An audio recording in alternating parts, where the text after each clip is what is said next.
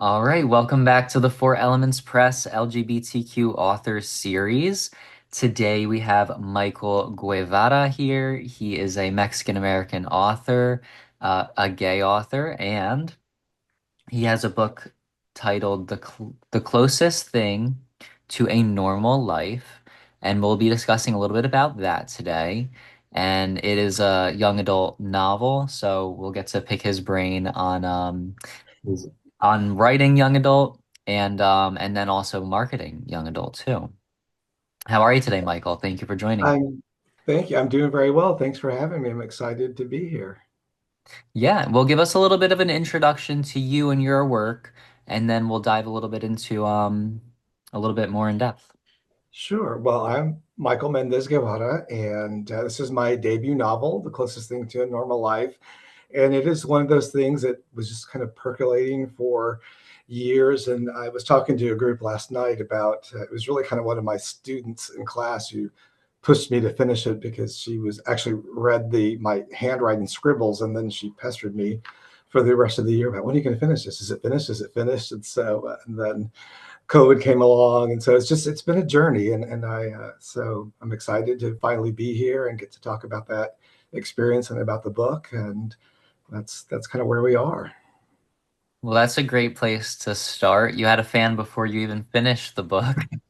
I did. I was telling the story, and we read in class every day, and so young adult literature was a part of what we did, and so I did complete choice reading in my classroom, and so I let kids read whatever they wanted to, and so I had a pretty extensive young adult library, and so we kind of created this culture of reading in our classroom, and so students read every day. And this student came up to me and she's like, "I finished my book." I'm like, "Well, let's pick something new." And she's like, "Aren't you writing a book?" I'm like, "Yes, but it's not finished." "Well, can I read it?"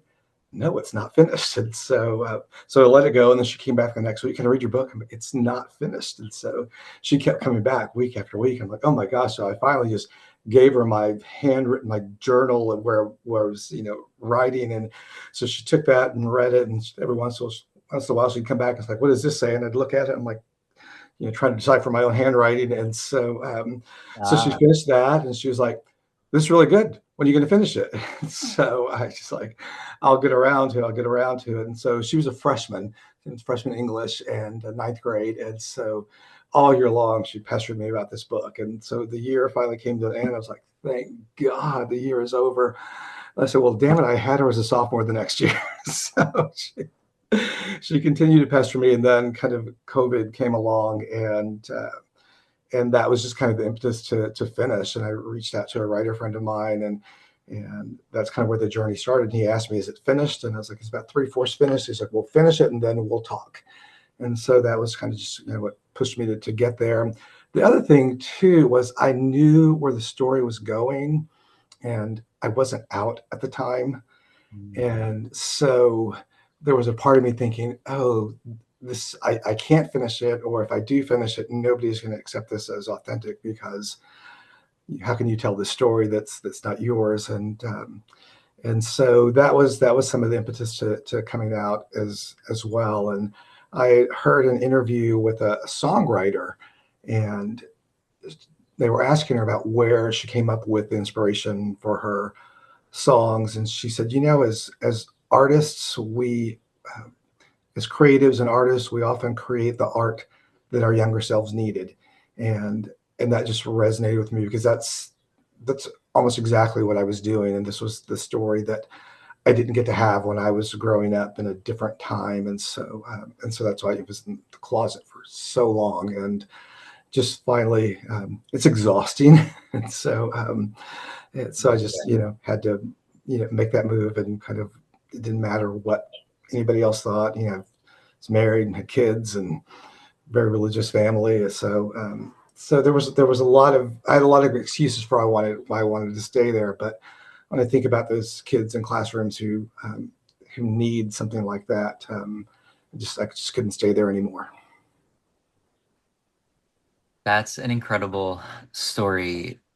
So in a way, this book kind of was like speaking to the truth of you. And um, so when you did you come out as you were finishing the book, or did you finish the book and then use that to also then come out? So it was the timeline was right about the same uh, when I was finishing up and I was querying agents, trying to find an agent.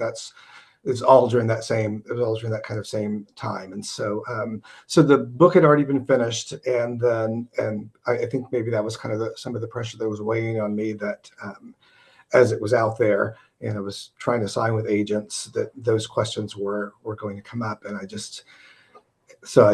finally just came out and it was interesting when I did finally get an agent, and then we found a publisher. And when my publisher was getting ready to market the book, and it was kind of one of the assistant director in the publishing office reached out to me. And she's like, "So our salespeople are going to start putting your book out there. Can they tell people it's an authentic book?" And I was like, "Yes, they could tell people it's an authentic book." And she was like, I didn't know how to ask that." And so I'm like, "Yes." And so yeah, Yeah. so it is out there, and that was some of the Pride marketing we did during Pride Month, and so it was, yeah. So it's just so much more freeing, and just to know that, yeah, this is who I am, and that's a big part of what the book is about too, is kind of loving yourself for who you are, and being your authentic self, and celebrating that.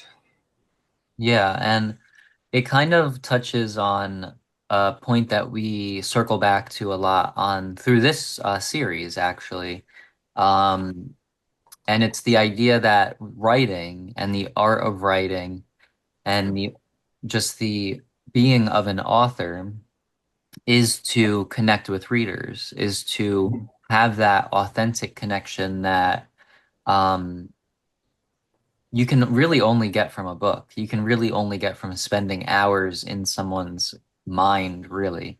Um, and for marketing purposes, as authors are kind of figuring out how they want to publish, um, they have to be considering in the 21st century how willing they are to be as open and as authentic and as transparent with their followers, because that's really a driver behind a lot of self-published and then a lot of niche genres, like maybe the LGBTQ genre or community could be. Mhm. So as authors out there are trying to figure out, if you're approaching publishers, they're gonna maybe be asking these questions, and it might be a good idea to kind of think about them before you start approaching so that you can kind of tailor your search. Right. And I think the other thing that we were considering too, and talked about this with my uh, when we were going through the editing process, and the editor's like, we're gonna make sure that we're trying to get you not banned on your first page of your book, and Yep. because I live in Texas, and my book is set in Texas, and there's just so much pushback these days. I don't think that I could have all of the books that I had when I was in the classroom. I was last in the classroom really about 4 years ago, and so and I had all of those books, and now they're asking teachers to catalog and to list all of the books that they have in their rooms, and so there's a bit more policing of that, and so it's really sad, because again, I think of those kids who saw their own experiences reflected in books for the first time, those the things that they didn't get in the traditional canon books that often happens in English classes. And so we had that just array of young adult novels that covered so many topics and so many different kinds of kids, and so kids could see themselves. And so it was an incredible experience to, I was teaching sophomores, and to have kids come up to me, especially boys, who would say, "Sir, I finished a book. I've never finished a book before in my life." And I know that happened because they found a book that they connected to, that they resonated with, and that spoke to them and where they were in life. And so I think it's really sad that we're kind of in this culture uh, where you have to think about those things, and maybe your book might not be as available. I've even heard some authors say, "Well, it's kind of good if your book gets banned because then that will drive sales." And I think that's the wrong approach, because I'm like, there's the kids who, if if they can't get their book if they can't get your book in the library or in their school classroom, then they don't have access to it. either they can't afford to get it on their own, or they can't bring it into their home because they're still not out to their parents, or they're keeping that, they don't feel safe there. And so I think kids need to have every opportunity to get their hands on the books that speak to them, and that's really what I hope happens. Yeah, and in it's almost kind of it works kind of backwards from the way that they want it because, as we get older, we're now writing the books that we wanted to see as kids and as young adults growing up. Exactly. Um, I'm curious, how does your book specifically speak to the young adult, maybe like closet or coming out experience? Sure, I think it was, because I think there's no one kind of coming out or gay experience for everyone, and my main character is, he's kind of torn between a girl that he likes, but then also this boy that he likes, and he's never dated before and has lived a pretty sheltered life, and so it was never really something that he'd considered. And then you know kind of a little bit, kind of what I did was I followed the path I was expected to follow. You date girls and you get married and you have kids, and eventually you think, those kind of a little bit of the pray the gay away thing, that'll just, that'll go away, and it doesn't. Um, and then sometimes maybe you just haven't been presented with that opportunity to realize, oh, maybe I do like this. And so that's kind of the experience that my main character has, that he thinks he wants this thing, and then in reality it's, this is where I feel myself leaning towards. And so it's a little bit of a unknown, experience and world for him. And so, fortunately, the the character that he's interested in has such a refreshing and kind of open mind about it. And it's like, this is who I am. And in fact, he asked me, "Are you out?" And he's like, "No, it's not anybody else's business what I do and who I like." And this is, and so that was, it's kind of, so people do it at their, he wasn't ashamed of being gay, but it was also nothing he felt like was anybody else's business. And so I kind of like that approach as well too, that you can be who you are, and regardless of whether people know or what they think. And if they know, great. If they don't, that's okay too. So but it was that, again, I think that was one of, for me, that experience of following the expected path, until you're presented with different options. And so, and I think that's the power of books too, to see kids in different experiences in different worlds and go, oh, maybe this really is a possibility. One of the things that also struck me was I had listened to an interview with Benjamin Sines, the author of the Aristotle and Dante books. And I listened to him on Latino USA with Mari Hinojosa. And one of the things he said was that he was just shocked, or it struck him, the number of letters he got from men in their 50s and 60s writing him saying, "This is the book I needed when I was growing up." And it was, try to tear up now, but it was such a powerful statement. And so I kept that in mind too with my book as well. And that I hope it's that kind of, experience for some kid who gets this and goes, "Oh my gosh, I'm okay. And it's okay to be this way. And there are other people like me." So yeah. Yeah. And are because those messages are the ones that really connect with people who would pick up this book and read it and buy it. Is that also the message of the marketing team that you guys are using to market the book, or how do you guys set your Yeah. marketing strategy for that? So one of the things that we've really been talking about is just this kind of authentic kid experience. And that's kind of the feedback that I've gotten, is that how real the the characters, the students in the book feel. And I think, I was in the classroom for so long, and so much of the things that are in the book are conversations that I've overheard, or that I have, I'm carpooling kids, my own kids, and listening to them and their conversations with their friends. And those years in the classroom, just kind of eavesdropping and overhearing kids and students. I have excellent hearing, and so students, they didn't know I could always hear, the conversations. In fact, one of the first stories I ever tell, I was and this was long before I came out. Long, my first child had just been born, and I was coaching boys volleyball at this private school in San Antonio, and I'm driving these boys to some tournament, and I'm in the front seat, and there are kids in the back, and I don't think that can they don't think that I can hear them, and so one of the kids leans over to his friend and says, "Hey," and they called me Coach G. "Don't you think Coach G would make a really great gay guy?"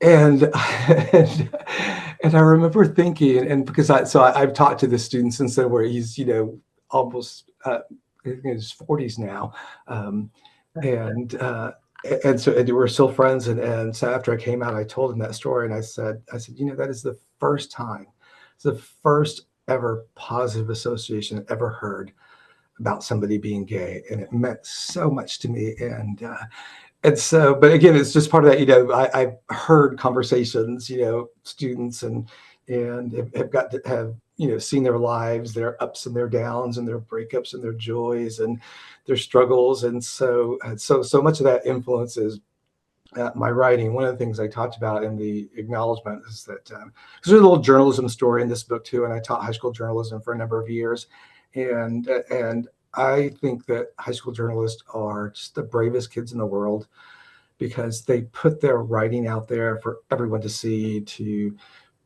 analyze, critique, to whatever, and they do it, week after week, and they're so young and they're still so new, and so there are not a lot of things that they don't know, and yet they still put it out there. And so I think that's just the bravest thing to be that transparent with people and say this is what I created. Uh, so I wanted to really kind of honor students in my book and kids who've inspired my writing. And so that's a lot of what we've used in terms of the marketing, just that um, how real the characters feel and how connected they are to them. I love the three main characters in the book. And as I was writing and as I was, trying to get an agent, and then we were, trying to find a publisher, that was one of the things that I said, I can't wait for people to meet these three characters. And I think they're just going to love them.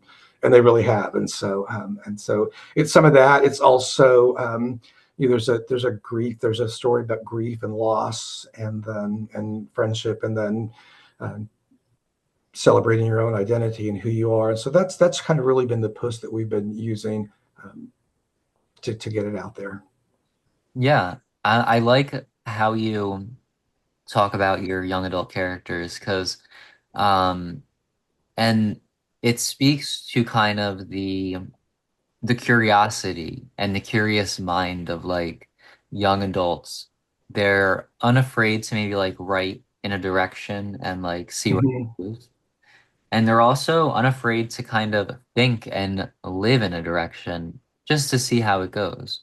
And I think as adults, sometimes we get more and more afraid of maybe um, accepting like our life in a different light, or Oh, for afraid sure. to try different things or be maybe authentic. And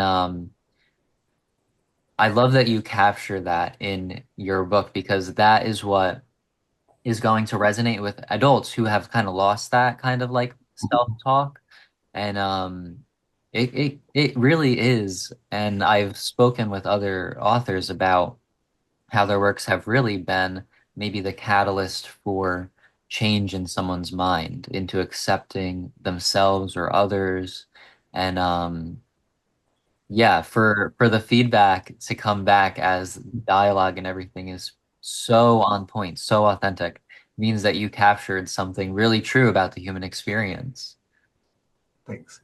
Well, another thing too, and I remember when I was because I've taught, I taught for so long, and people who aren't around high school kids all the time, just they have this kind of maybe Hollywood perception of them, the way that they are portrayed on television or movies or what they think, and it's almost never really accurate. And uh,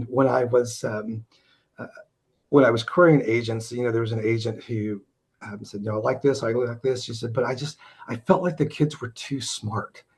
And I'm like, oh my gosh, you, high school kids are amazing and they know so much and they are curious.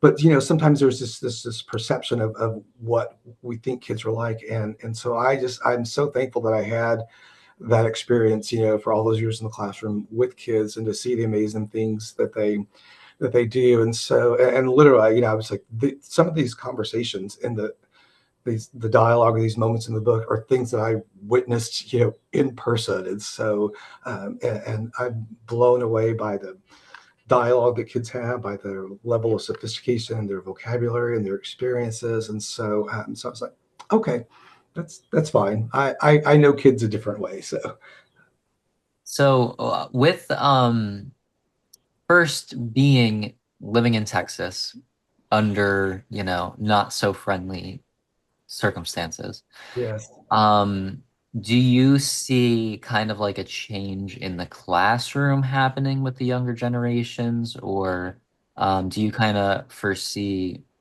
furthering issues kind of in that area? I think there's a mix of that. I think the books really do help kids see a different perspective, and so I've seen it on two fronts. I've seen kids, like, oh, this person's gay, and it's no big deal to them. But I've also seen, um, the student who stopped reading a book, and so when we do these things where I kind of do these little drive-by interviews with kids as they're reading, just to talk about their books. And so I was talking to a student, and I said, "Oh, you stopped reading, such and such book?" And he's like, "Yeah, the guy was gay, and that was why he stopped reading the book." And I was like, oh, "Okay, we still have, we still have a journey ahead of us." And so in some ways, it's more accepting.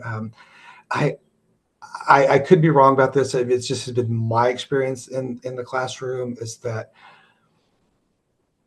girls, lesbians, felt so much more freer to be themselves in school, where you don't see that as much with the boys. That's at least what I experienced, and they just still felt a little more like, I can't be this. But I think we're making some ground there.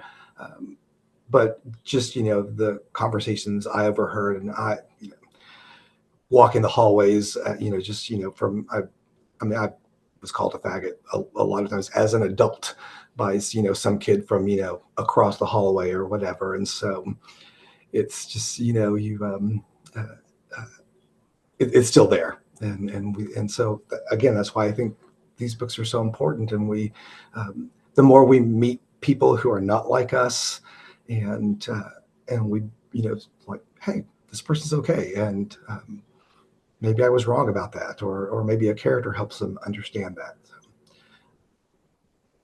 Yeah, it makes a difference. And hopefully as we get more works out there, some of that will change, but there was a big conversation around if there should be Pride Month still, just this last year, and Yeah. I think the answer is overwhelmingly yes. And all of our stories are like proof of that.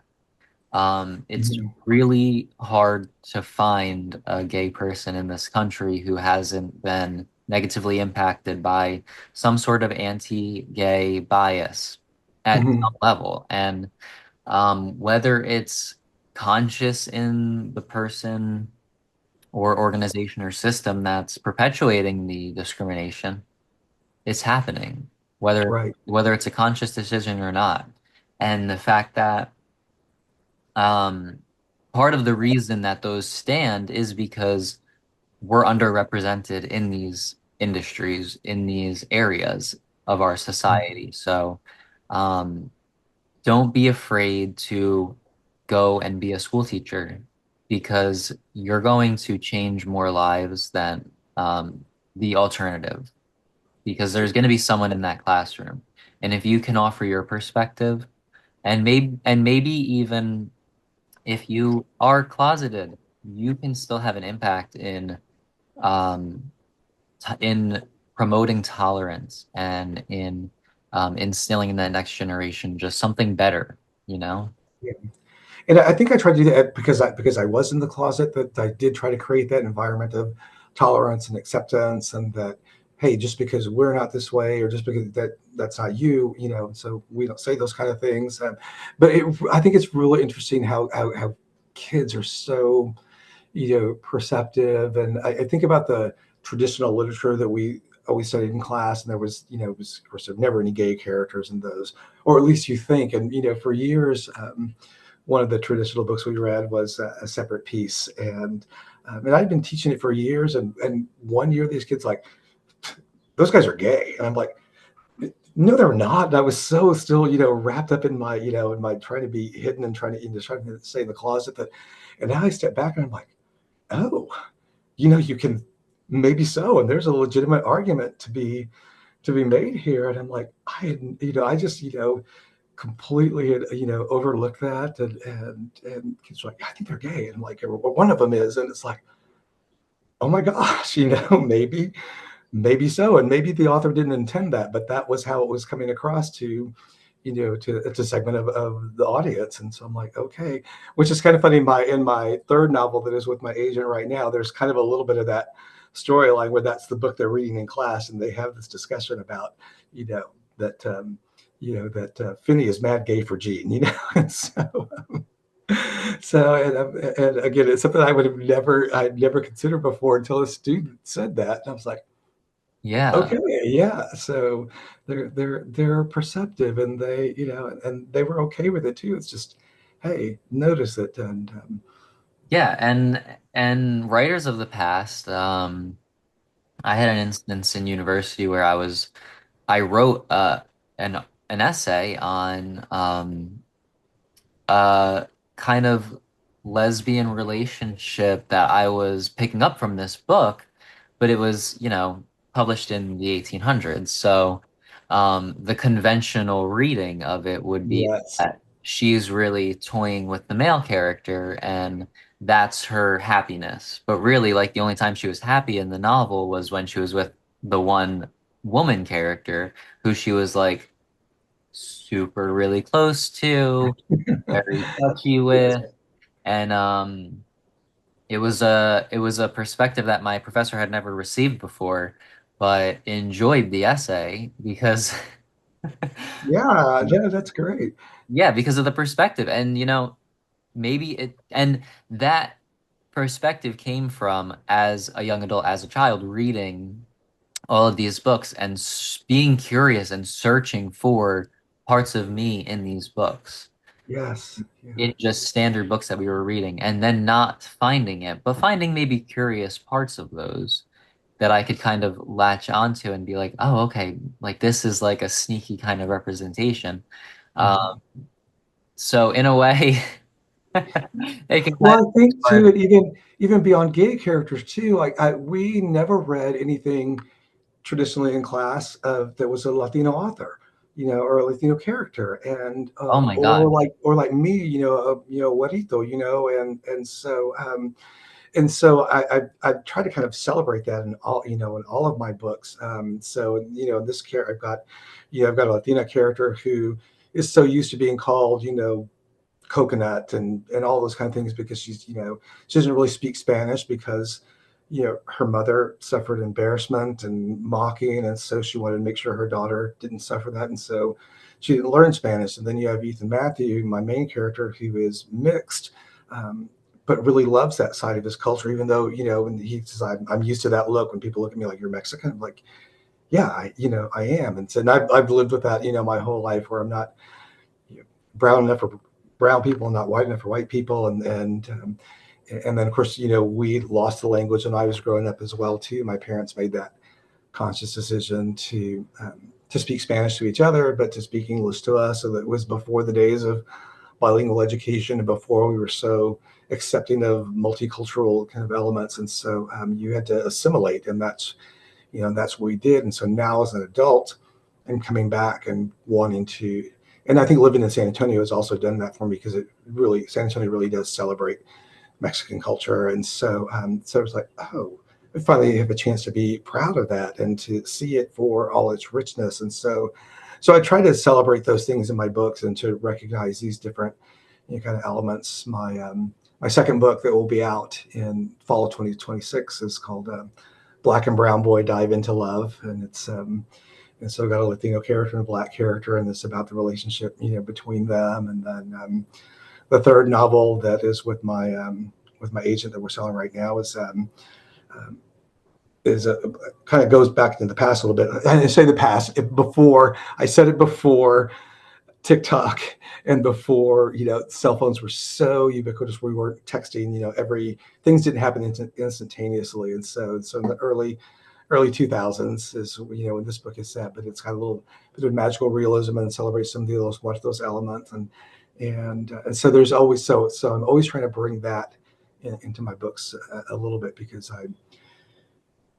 growing up, much like being ashamed of being gay, I was also ashamed of being Mexican too. And so now those things I really love to celebrate in my writing and in my books, and so that people would see, yeah, it's okay to be who you are. Yeah. And so in New Jersey, we're we're a pretty diverse state, and I have never kind of consciously thought I've never consciously been ashamed of maybe being Puerto Rican.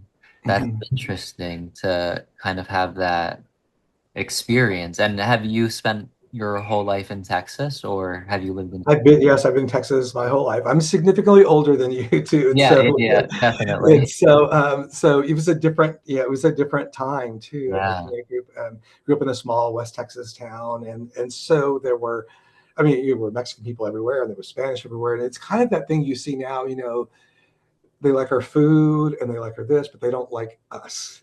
You know, Yeah. and so there was, and I remember, really being conscious and fixated on not having an accent.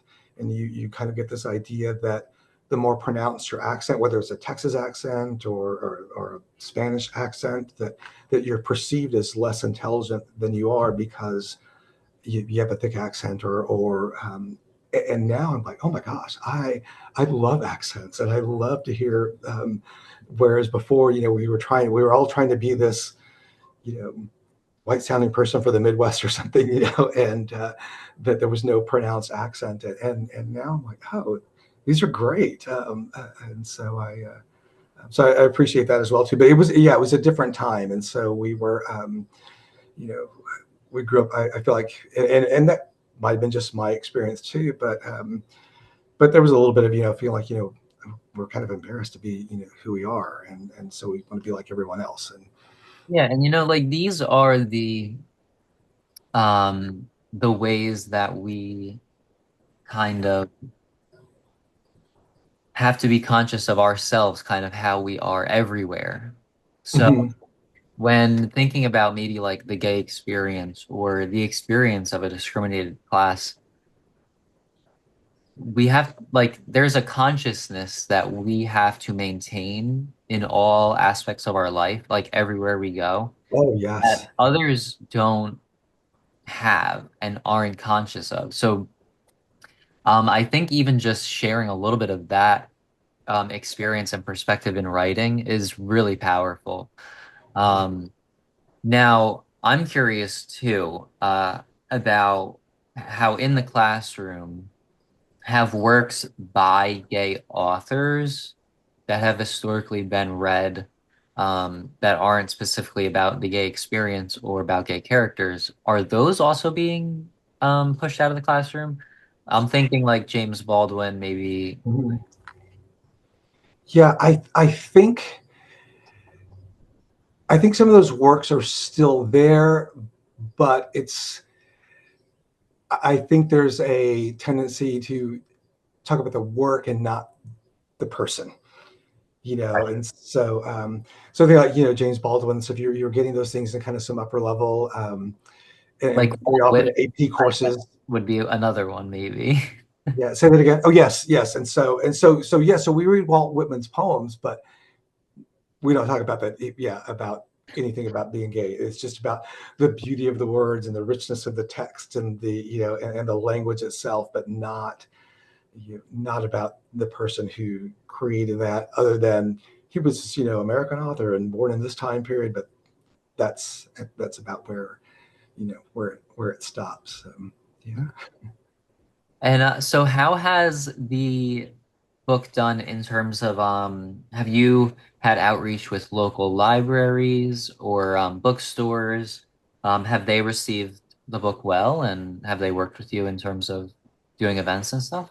Yeah, so we're really new. We came just right, at the beginning of June is right, when the book came out, and so it's a little bit of a mix because I mean with the small publisher, um, and so a lot of what a lot of the availability for the book has been online from the publisher. It's on Amazon, but I did a reading last night at an independent bookstore here, and it was yeah, and it was one of those, you never want to, they kept asking me, and like, how many people? And I'm like, well, I would, I want a ton, but they're like, well, we're going to set out chairs for 15 people. I'm like, okay. And of course, in my mind, I'm like, God, I hope they're not all empty. And then we ended up having, gosh, it was standing room only, and they were bringing out more chairs, and I was like, people came, it was really, so it was really exciting. So That's awesome.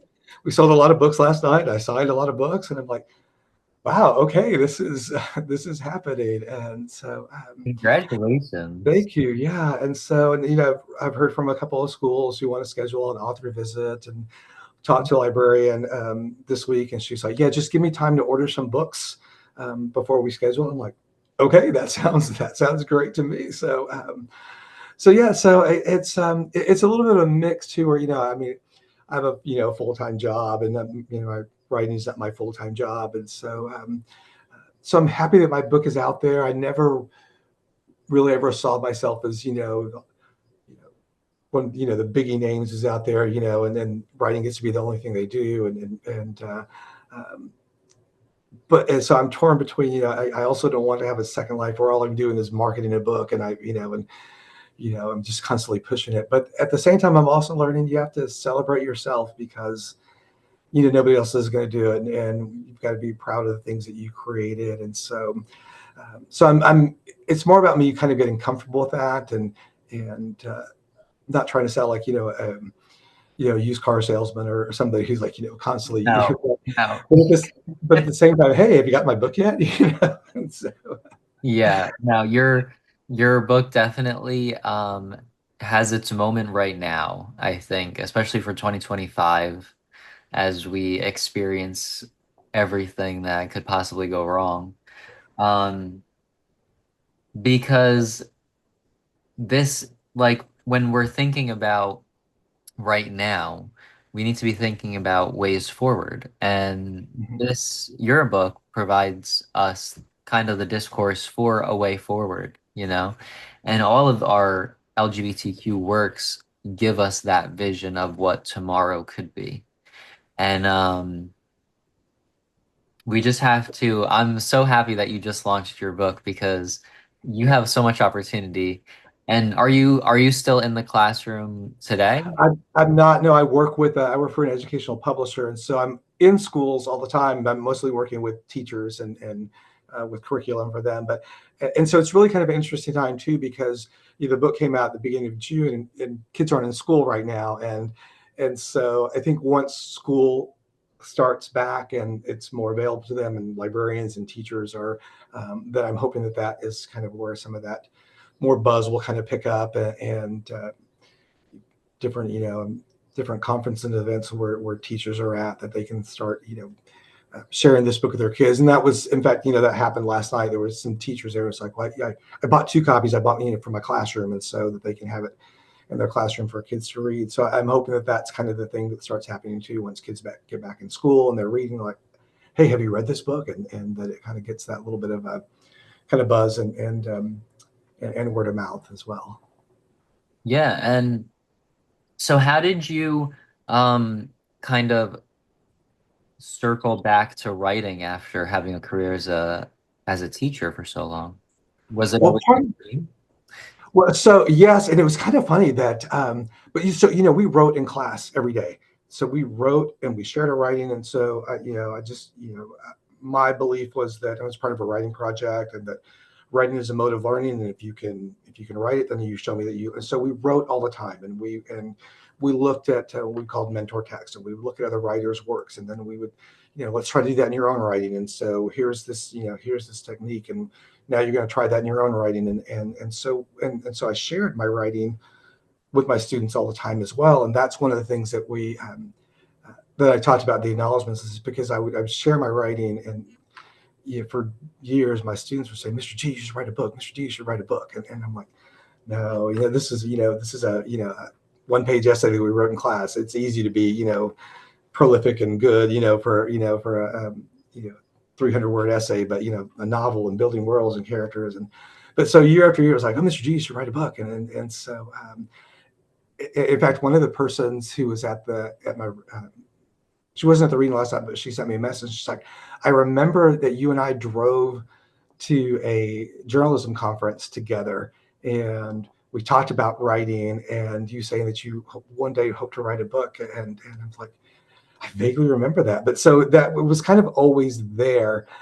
But you have that whole, you know, I hate to say imposter syndrome, but it's that idea that this happens to somebody else. It doesn't happen to people like me. It happens to someone else. And but thankfully, I didn't know, and you don't know the process. Nobody teaches you how to, you know, write a book and how to put it out there and how to get an agent and those kind of things. And so I just, stumbled across some people who helped me and said, "Hey, Andrew Smith, who is the author of Grasshopper Jungle, prolific, just a ton of young adult novels. Grasshopper Jungle is one of my favorites, but he was the one who helped me the most and said, you know, here's what you need to do, and do this and do that." And he hooked me up with a guy who helped me work on my query letter. And then that guy told me about Query Tracker and this whole process. And it was just, the kindness and generosity of other people who said, "Hey, try this," and offered advice. And so it was,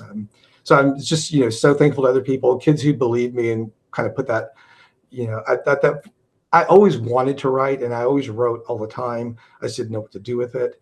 And so it's those people saying you should, and celebrating your, you know, hey, you've got something here. And then people who came along and said, "Hey, do this, and here's how you do this." And now it's people who are like pushing my book out to other people and recommending me here. There's a guy at the reading last night. He was like, "I work for San Antonio Public Libraries. I'm going to talk to them about it's about getting your book in our library." And I'm like, "Okay, great, thanks." This is, so I'm finding out there's, some things I need to do too, some different avenues to pursue, and just, you know, not be embarrassed about it, and just walk up and say, "Hey, you carrying my book? You should," and just, see what happens. So Yeah. Yeah, and in a lot of ways, really, that's all it takes. It sounds easy, and it's not that easy. But it just takes the persistence, and especially people in the book world, bookstore, bookstores, libraries, schools, they, especially in your community, they get really excited about a new author that they can know, they can read your book, they can follow. Um, People, if you are active on social media, I would recommend getting involved in those social media groups and getting connected with well, those. that's how we came across each other. Yeah, yeah, Yeah, yeah, so I started to do that too. Yeah, and yeah, you just put it out there, and somebody says, "Hey, tell us about your book," and I'm doing it, because they asked, so yeah, so yeah. And like what we're doing here at Four Elements Press, we consult with others about how they can get their works out there, whether it's through the press, whether it's through self-publishing, consulting, all that type of stuff. And then we love getting like perspectives like yours, Michael, because this is something that you have been working on for a long time. yeah. You didn't know when you were going to finish it.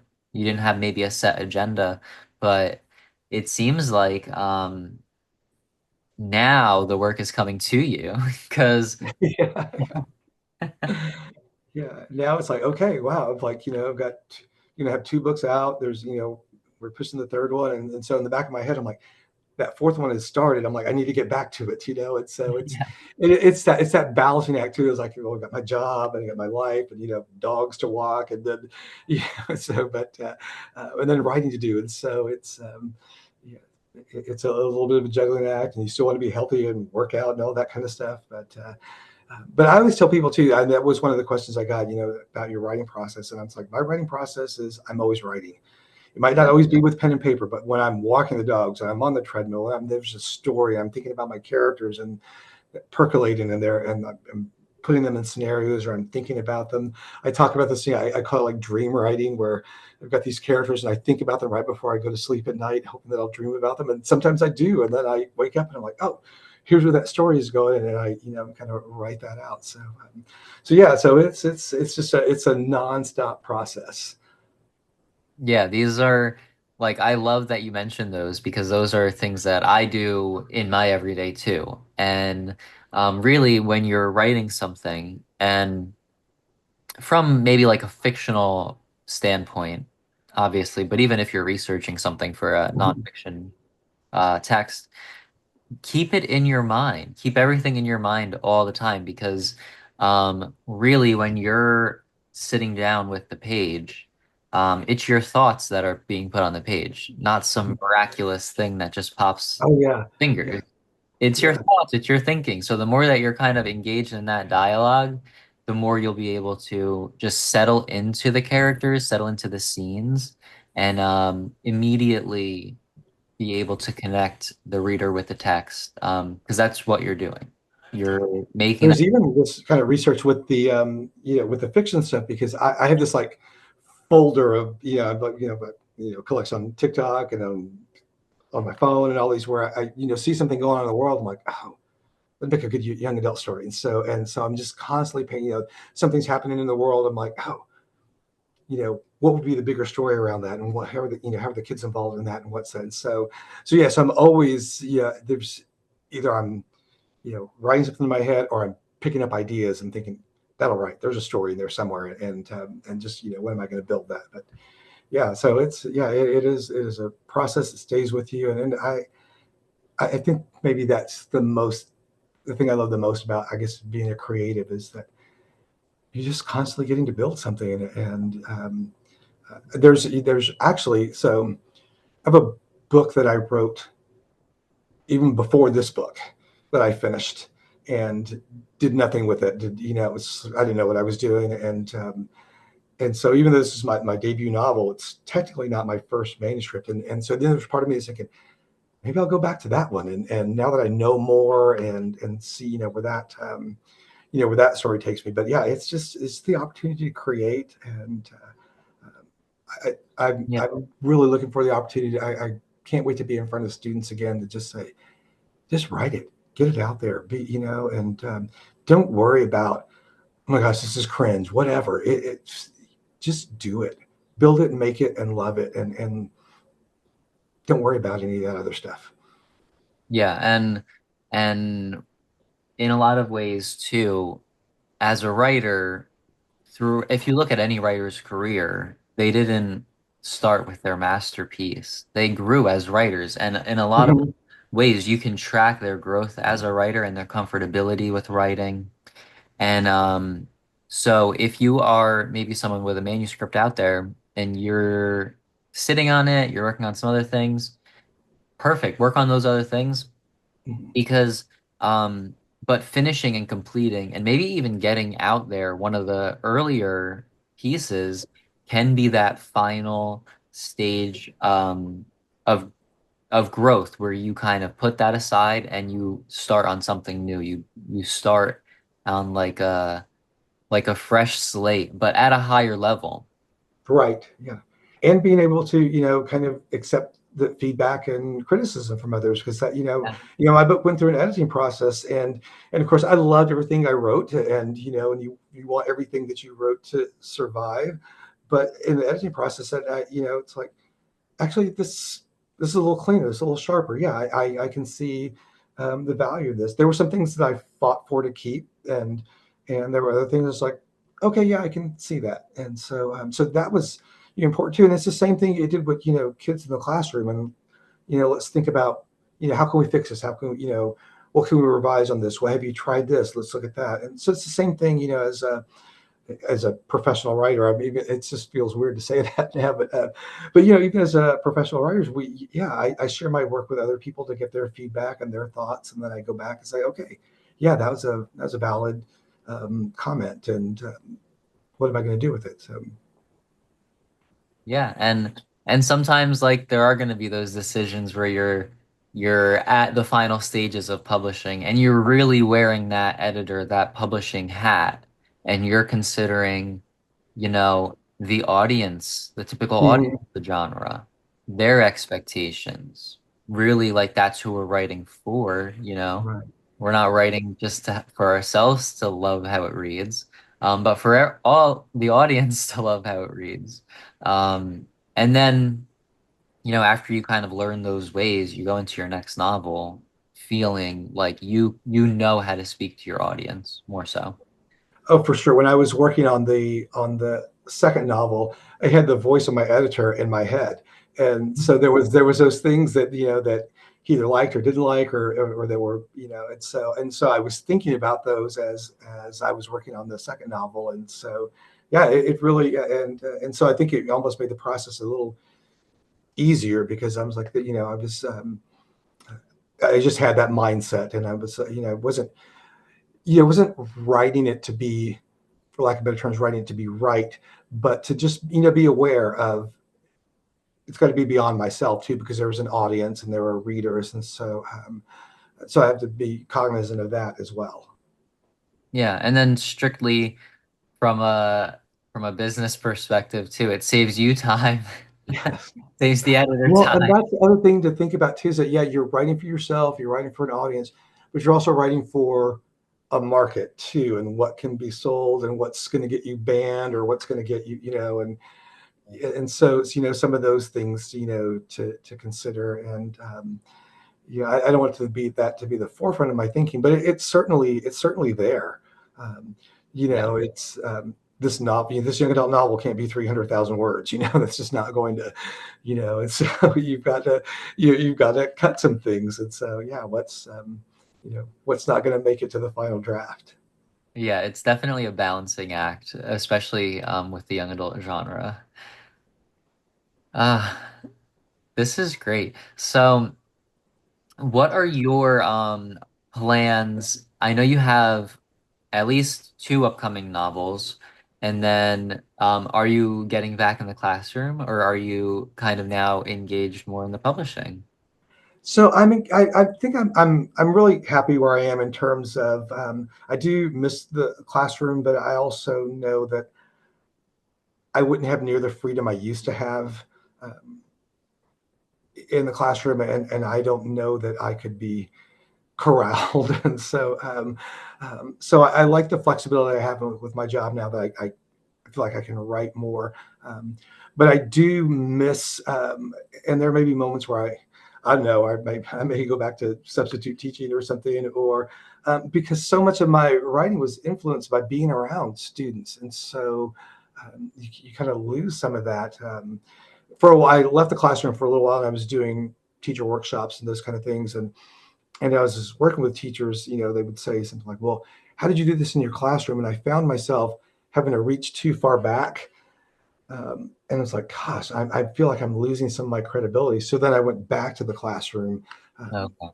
and then and so that may happen again here too, where I'm like, oh, I feel like I'm losing my voice, because I'm not around that every day, and of course my kids are grown now, and so I'm not, there aren't teenagers running through my house anymore, and so I may look for other opportunities again to be around students, and whether it's maybe coming and doing guest appearances, or little writing workshops with classrooms, just so I can keep in touch with that element. Yeah, and even the style of teaching, like with Mhm. technology, is Yes.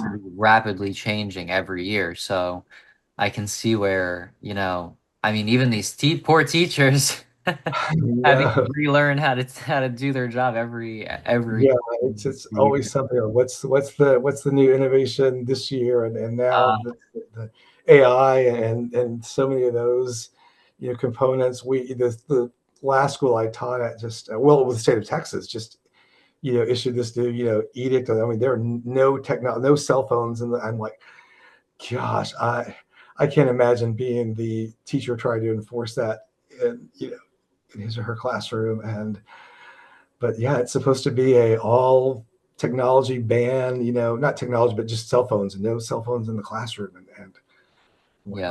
wow, kids have become so attached to those. It is, I might have been the last, like one of the last, like graduating classes that didn't have like a laptop in front of them. We actually had like binders and some stuff throughout my schooling, but yeah, it is quickly a changed different after world that. for sure. Yeah.